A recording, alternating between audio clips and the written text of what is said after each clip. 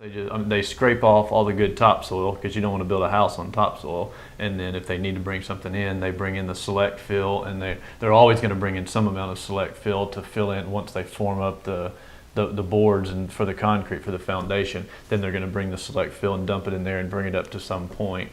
And then they smear that around, and like I said, they always just bring in sand, just bank sand at the end of the project to smooth everything out and gently slope it away from the house. It's just no good for growing grass. And if they don't do that, what's left there usually is the clay, because they scraped off all the topsoil, and if you let it dry up, it literally is like concrete out there. That's not ideal for growing grass on. It will grow on it. Grass will grow on just about anything if you give it enough water, but it's not ideal for sure.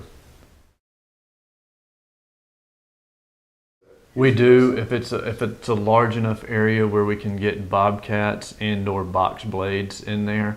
Usually if it's a house like mine, I have a 3-pallet front yard and a 6-pallet backyard. That's not enough room to get that kind of equipment in there, especially once you have the flower beds and trees and whatnot in there. Now if you have a house out on a ½ acre and you've got plenty of room to work around and get that kind of equipment in there, it was just not feasible to take wheelbarrows in there and use shovels to shovel out that much dirt, and then bringing it in is not near as big a deal as hauling it off. New good topsoil, you can get that out there pretty quick. It's nice and it's loose, and we dump it in your driveway and fill up wheelbarrows, take it out there, dump it, smear it around uniformly, and then you've got something nice to lay grass on would pay dividends if you're going to be in that house for 20 years for sure.